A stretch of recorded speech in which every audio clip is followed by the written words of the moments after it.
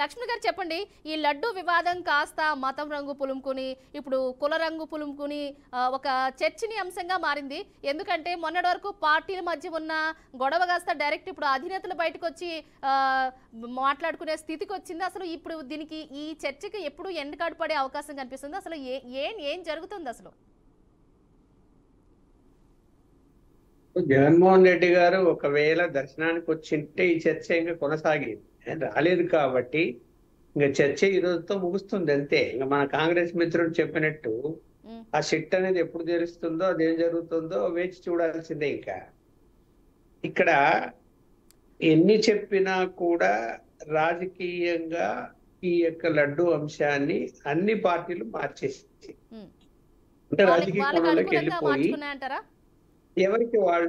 ఎవరికి వాళ్ళు వాళ్ళ వాదనలు వినిపిస్తున్నారు. జగన్మోహన్ రెడ్డి గారు కూడా సరేమరైన దర్శనానికి రావాలనుకున్నారు. అది కూడా రాజకీయమే, రావాలనుకోవటం. తర్వాత పోలీసులు 30 యాక్ట్ పెట్టి నోటీసులు ఇవ్వటం వలన ఆలోచించి వెళ్లకుండా ఉండడమే మంచిది అని చెప్పి స్ట్రాటజికల్ గా ఆయన మానేశాడు.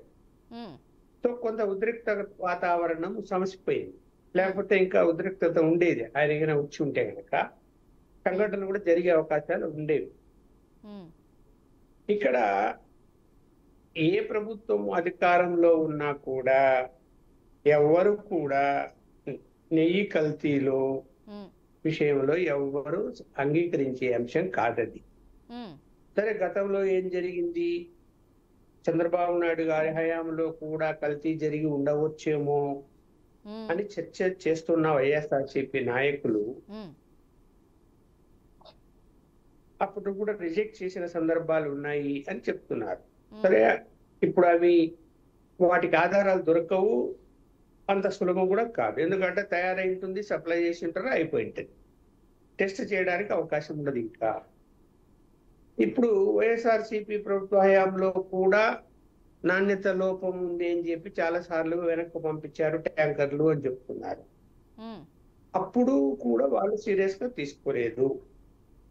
ఇది ఎవరైతే సప్లై చేస్తున్నారో అతను చేస్తున్నటువంటి కక్కుర్తుపడి చేశాడా, లేకపోతే మతపరంగా ఆలోచించి ఇదంతా చేశారా అని చర్చ పెడుతున్నారు. ఇవాళ మతపరంగా ఆలోచించి అలాంటి పనులు చేయమని ఏ మతస్థులు కూడా, ఏ దుర్మార్గుడు కూడా చెప్పడం వల్ల అది ప్రొడక్షన్ లో వాళ్ళు కక్కుర్తిపడి డబ్బులు మిగిలించుకోవడానికి తక్కువ రేటుకు టెండర్ వేశారు కాబట్టి వాళ్ళు కక్కుర్తిపడి ఆ దుర్మార్గమైన పని చేసి ఉండవచ్చేమో తప్ప ఒక ప్రణాళిక ప్రకారము హిందూ మతాన్ని కించపరిచే విధంగా నేను క్రిస్టియన్ ముఖ్యమంత్రిని కాబట్టి నేను చేస్తాను అని ఆయన అంటాడా?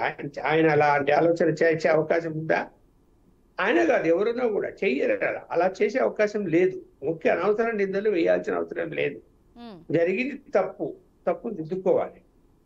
అదే జగన్మోహన్ రెడ్డి గారు కూడా ఇప్పుడు బయటపడినప్పుడు ఆయన హుందాగా ఇది సిబిఐతో విచారణ చేస్తారో ఎవరు విచారణ చేస్తారో ఈ నిగ్గు తేల్చండి, చర్యలు తీసుకోండినే చెప్పాలి తప్ప ఆయన కూడా రాజకీయ కోణంలోనే మాట్లాడారు. ఇప్పుడు హడావిడిగా నేను తిరుపతికి పోతా అంటాడు. ఏం అవసరం తిరుపతికి ఆయన చెప్పండి? ఒక ఇష్యూ బయటకు వచ్చింది, దాని మీద దర్యాప్తు సంస్థలు నిగ్గు తేల్చాలి, ఆగాలి కదా. ఇప్పుడు పోయి తిరుపతి పోయి నువ్వు దర్శనం అంటే నువ్వు కూడా రాజకీయ కోణంలో అంటే హిందువుల మనోభావాలని దెబ్బతిన్నాయి కాబట్టి నేను వెళ్ళి దర్శనం చేసుకుంటానే హిందువులందరూ కూడా మళ్ళీ అమ్మో జగన్మోహన్ రెడ్డి మంచోడు అంటారా? ఏమనరు.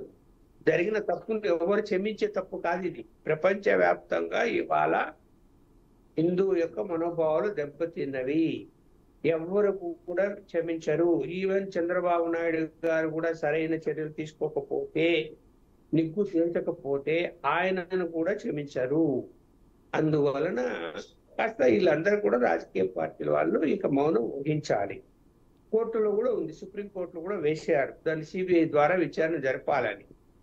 కాబట్టి సుప్రీంకోర్టు కూడా ఏం చెప్తుందో చూడాలి. ఎందుకంత గడావిడిలో ఇందాక మన మిత్రుడు కాంగ్రెస్ మిత్రుడు ఇది కానీ లేకపోతే వైఎస్ఆర్సీపీ మిత్రుడు కానీ ఈ డైవర్షన్ పాలిటిక్స్ చేస్తున్నారు అనే విధంగా చెప్తున్నారు. ఉమ్, ఎస్, అది డైవర్షన్ పాలిటిక్సే.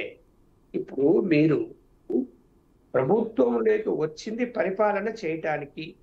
ఓకే, మతాలు అనేది ఎవరి మతం వాళ్ళకు ఉంటుంది, వాళ్ళు ఆచరించవచ్చు, దేవుని దగ్గర పోవచ్చు, డ్రెస్సులు వేసుకోవచ్చు, అది ముఖ్యమంత్రి అయినా చేయొచ్చు, మంత్రులైనా చేయొచ్చు, ప్రధానమంత్రి కూడా చేయొచ్చు, ఏం తప్పులేదు దాంట్లో. ఎవరి మతం వాళ్ళది, పూజ చేస్తారు, సప్రోక్షణ చేస్తారు, వాటిని ఎవరు విమర్శించకూడదు. ఎందుకంటే ఎవరి మతాన్ని వాళ్ళు ఆచరించుకుంటారు, వాళ్ళ వాళ్ళ ధర్మం ప్రకారం వాళ్ళు. మేము ఎవరే తప్పు జరిగిపోయింది, నేను నేను నేను నేను దేవుని దగ్గరికి వెళ్ళి నేను సంప్రోక్షణ చేసుకుంటాను అని చెప్పి అనుకుంటే అది వాళ్ళ ఆచారాలు, వాళ్ళ పద్ధతులు. అది ఏ స్థాయిలో ఉన్న మామూలు కార్యకర్త అయినా సరే, ప్రధానమంత్రి అయినా సరే, ముఖ్యమంత్రి అయినా సరే, అది వాళ్ళ యొక్క ఆచారం ప్రకారం వాళ్ళు చేసుకుంటారు. అదే పెద్ద తప్పు కూడా కాదు. ఉమ్, ఇక్కడ ప్రభుత్వం అధికారంలోకి వచ్చిన తర్వాత ఏదైతే ఎన్నికల ముందు మేనిఫెస్టోలో పెట్టారో అవన్నీ అమలు చేయడంలో సాధ్యం కావటం లేదు. ఉమ్. సో ఎన్నికలు ఇచ్చిన హామీలను నిలబెట్టుకోలేకే ఈ లడ్డు వివాదాన్ని తెరపైకి తీసుకొచ్చారని ఇందాక వైసీపీ నాయకులు చెప్పారు. అది నిజమేనంటారు అయితే? కాలం గడిచిపోతుంది అమ్మా, కాలం గడిచిపోతుంది. ఇప్పుడు 3 నెలలు దాటిపోయి 4 నెలలు వస్తున్నది, కంప్లీట్ అవుతుంది. ఉమ్, ఇప్పుడు ఎక్కడున్నావా మనము అంటే ఏదో నెలైతే పెన్షన్లు ఇచ్చేసాము అంటారు, అంతే కదా. ఉమ్, వేరేటి ఏమి ఎక్కడ అమలు అవుతున్నాయి, ఏమి కాలేదు కదా ఇంకా. ఉమ్, ఇప్పుడు మళ్ళీ ఏం మాట్లాడుతున్నారు, రాష్ట్ర ఆర్థిక పరిస్థితి బాగాలేదు. ఉమ్, ఎస్, బాగలేదు, ఎవరు కాదంటారు. ఆర్థిక వనరులు పెంచుకోవాలి. సరే, అనుకోకుండా మళ్ళీ భారీ వర్షాలు రావడం, వరదలు రావటం, కొంచెం ప్రభుత్వ యంత్రాంగం అంతా ఒక 20 రోజుల పాటు డైవర్ట్ కావటం, ఉమ్, అభివృద్ధి విషయంలో కుంటుపడడం జరిగింది. సరే, ఇప్పుడు తెరపిచ్చింది. సరే, వాళ్ళకు కూడా అందరూ ఆర్థిక సహాయం చేశారు. ఇంకా పరిపాలన విషయంలో దృష్టి పెట్టాల్సినటువంటి అవసరం ఉంది. దాని మీద దృష్టి పెట్టండి.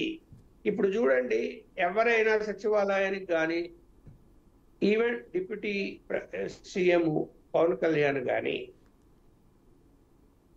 ఎస్, అపాయింట్మెంట్లు లేవు అమ్మా, అపాయింట్మెంట్ లేవు.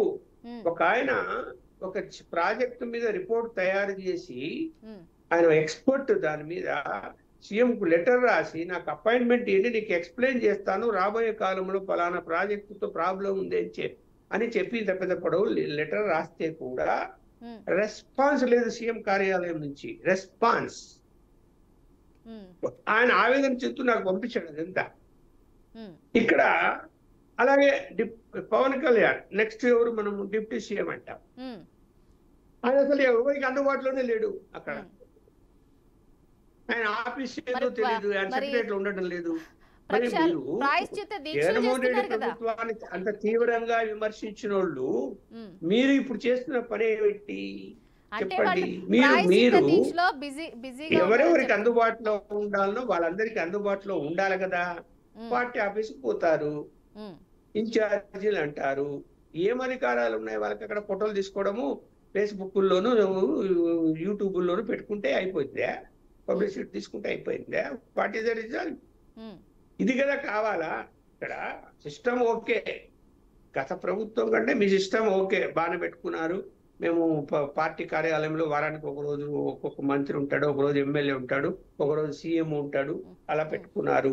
వచ్చిన వాళ్ళతో కలుస్తున్నారు, కాగితాలు తీసుకుంటున్నారు, ఫోటోలు తీసుకుంటున్నారు, అవి పబ్లిసిటీ చేసుకుంటున్నారు. ఒకసారి టీడీపీ నేత బాలగురు స్వామి గారితో మాట్లాడదాం.